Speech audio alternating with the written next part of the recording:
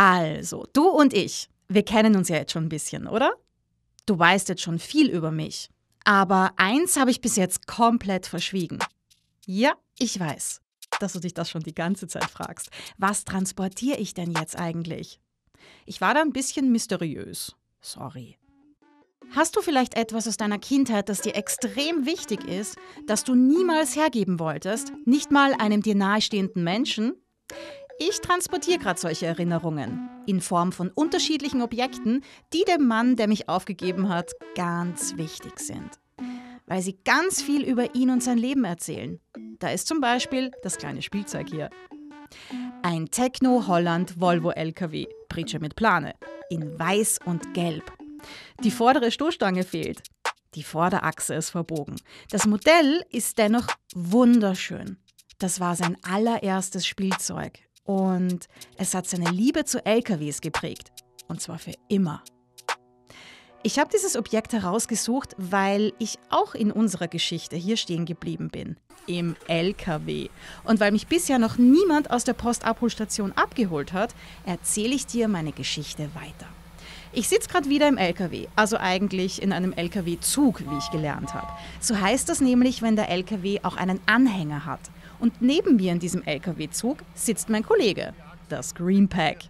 Und ja, ich muss zugeben, ganz unsympathisch ist er mir nicht mehr. Immerhin hat er mir auch geholfen, meine Höhenangst im Postlogistikzentrum zu überwinden. Das Rutschen werde ich so schnell nicht vergessen, das ist klar. Nun, diesmal sitzt nicht Roberta am Steuer, sondern Werner. Er fährt uns jetzt nach Graz. Wir fahren jetzt von Wien über Niederösterreich in die Steiermark. Im LKW-Zug sind ungefähr 3000 Pakete. Es ist kurz nach Mitternacht und ich bin seit exakt 32 Stunden unterwegs. Und das ist der Hauptlauf. Was das ist, verrate ich dir gleich. Die grüne Reise eines Packerls. Postcast. Der Podcast der österreichischen Post.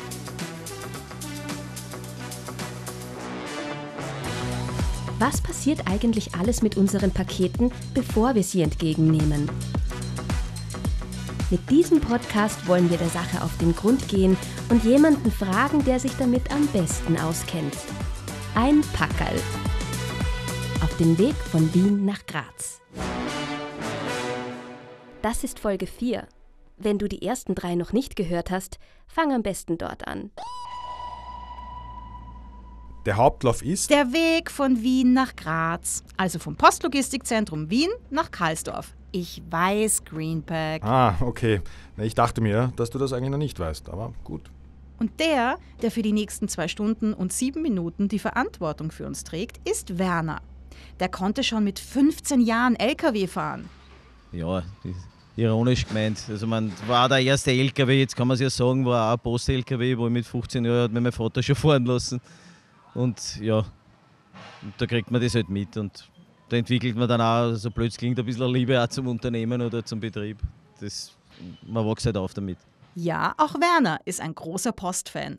Ich bin schon ein bisschen vorgeschädigt, weil mein Vater ist seit 1970 war der bei der Post und wir sind auch gemeinsam gefahren dann. So blöd es klingt, habe ich eigentlich der Post viel zu verdanken, weil mein Vater ja, wir haben ja gelebt von dem Gehalt und das ist ein Haus gebaut worden, eine Familie gegründet worden mit dem, also ja. Sein Papa war 45 Jahre bei der Post und musste dann in Pension gehen. Werner meint, er hätte sonst gern weitergearbeitet. Und Werner ist bei der Transportlogistik. Er fährt mit dem LKW, aber er ist auch bei der Feuerwehr. Es ist für mich, muss ich ehrlich sagen, die ganzen 24 Jahre, weil das typische Arbeitsgefühl, was andere haben, habe ich nicht. Wir haben Dienste, also wir haben auch unter der Woche frei.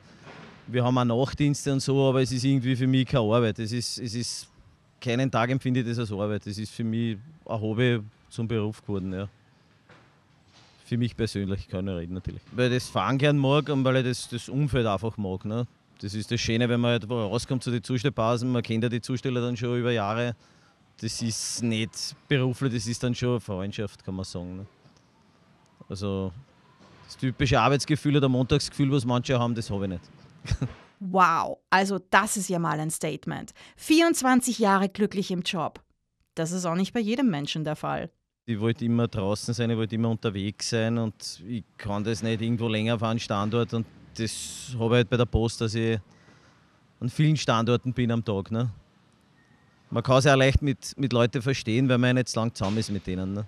Also, das ist das Schöne am Beruf bei uns. Das kann ich gut verstehen.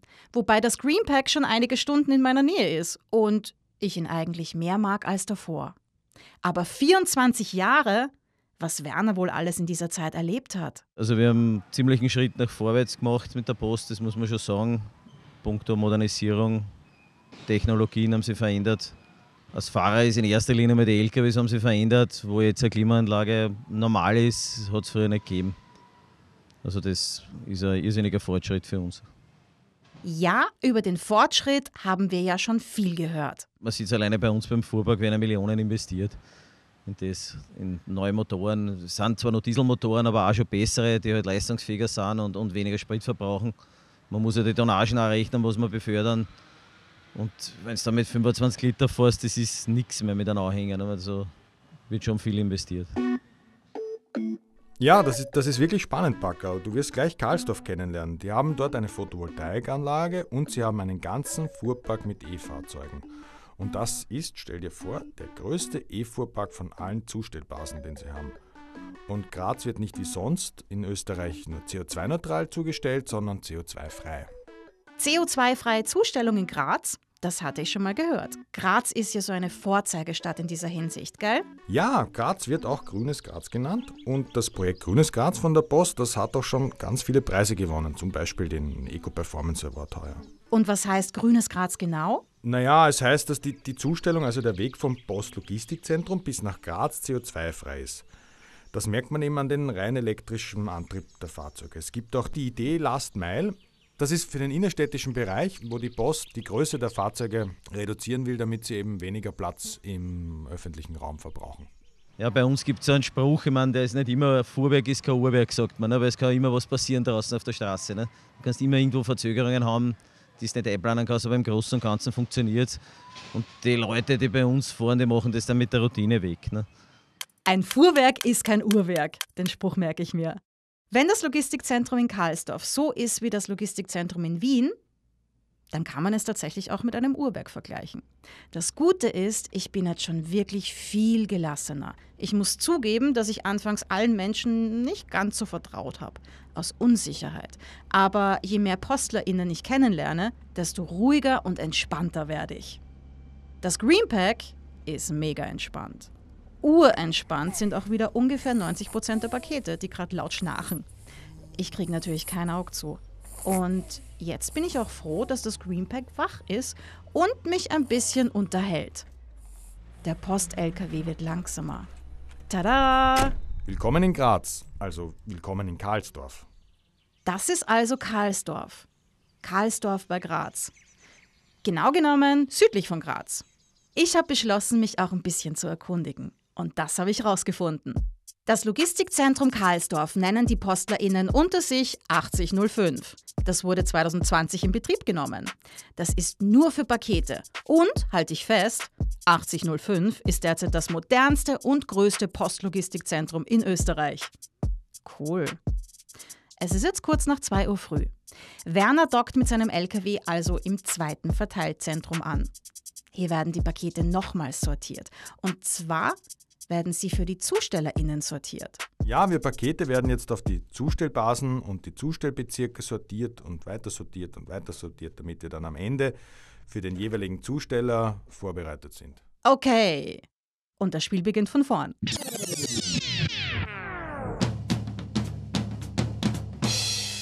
Numero uno. Entladung aus der Wechselaufbaubrücke der LKWs.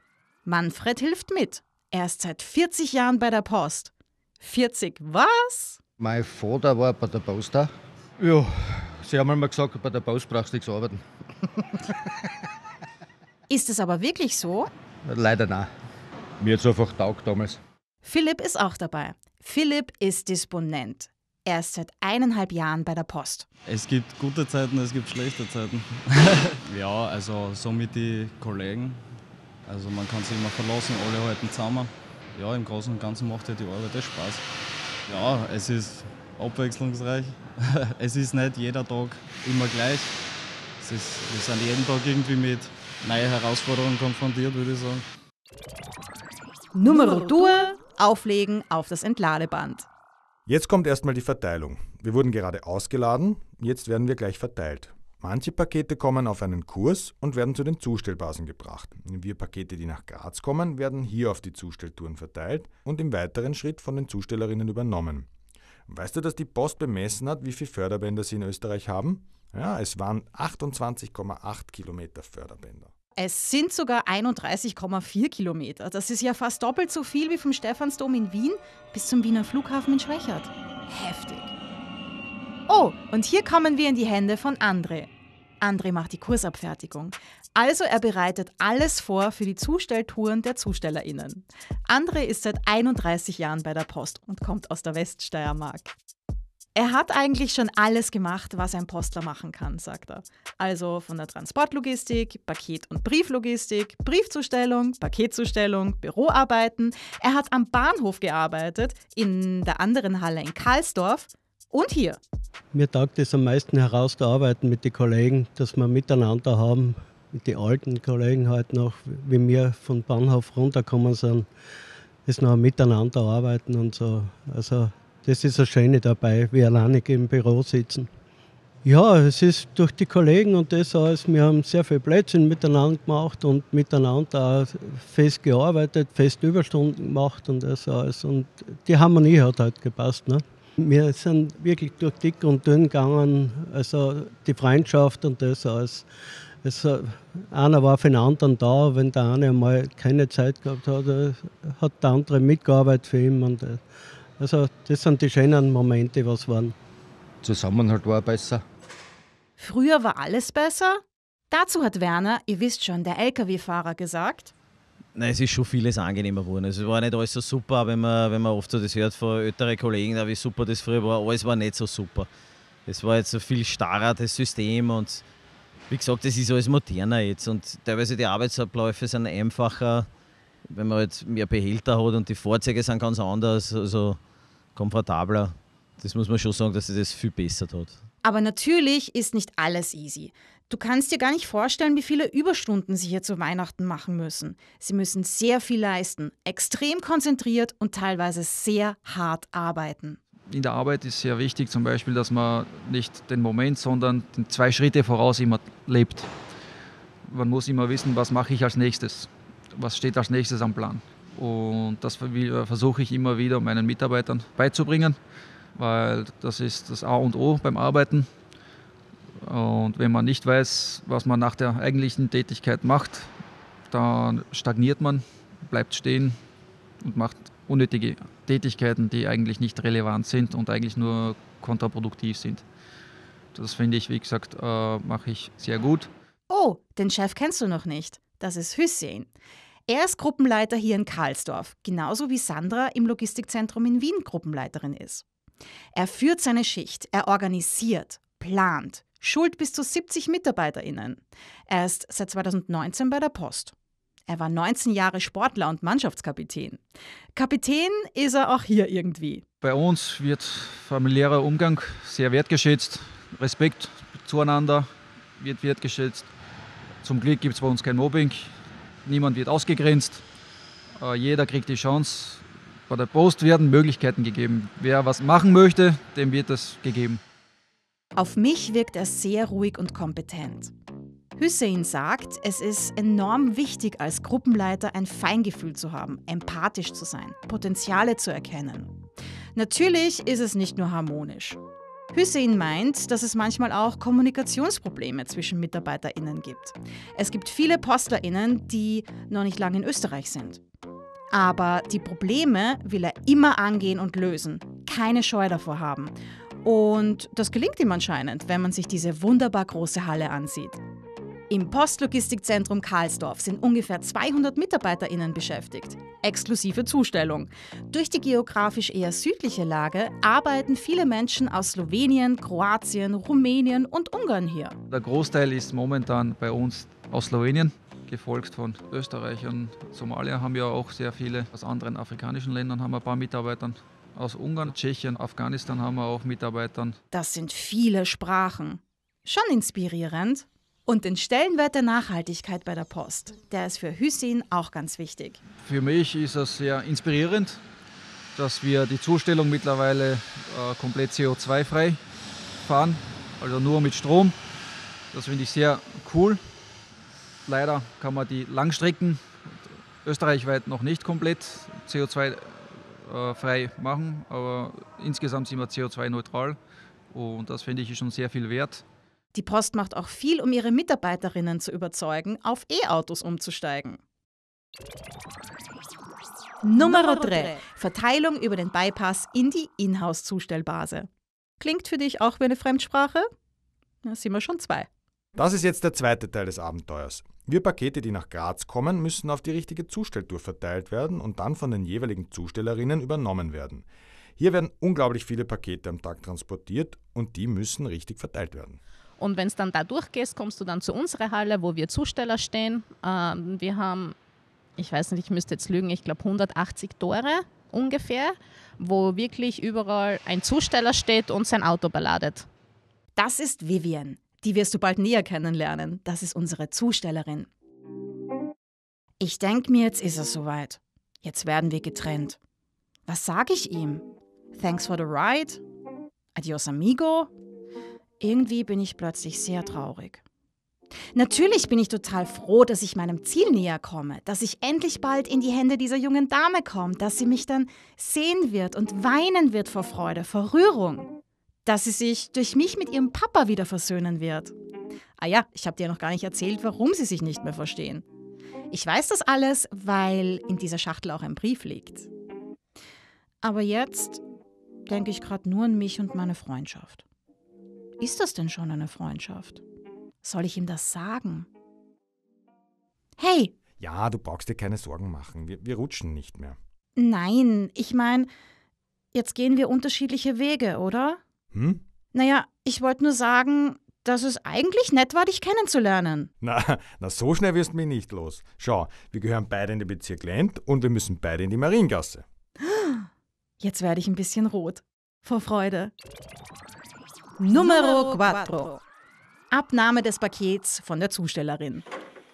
Tatsächlich, wir sind in der gleichen Zustelltour. Numero 5. Verladung in das E-Auto. Christoph kommt und hilft dabei.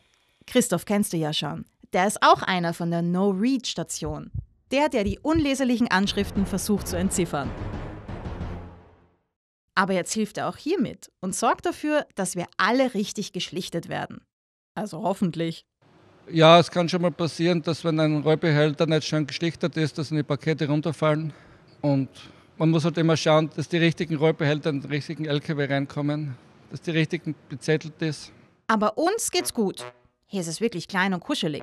Neben mir ist wieder das Greenpack, das mich anlächelt. Und, bist schon nervös? Jetzt bin ich wirklich sehr nah dran anzukommen. Nur mehr ein paar Kilometer bis zu meinem Ziel. Was kann jetzt wohl noch passieren?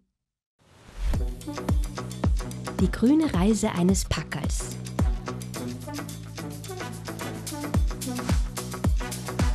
Postcast.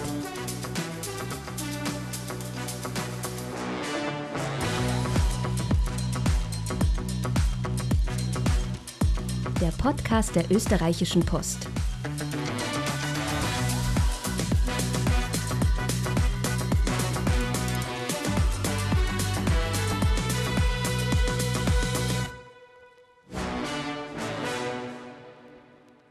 Dieser Podcast wurde produziert von Oh, wow.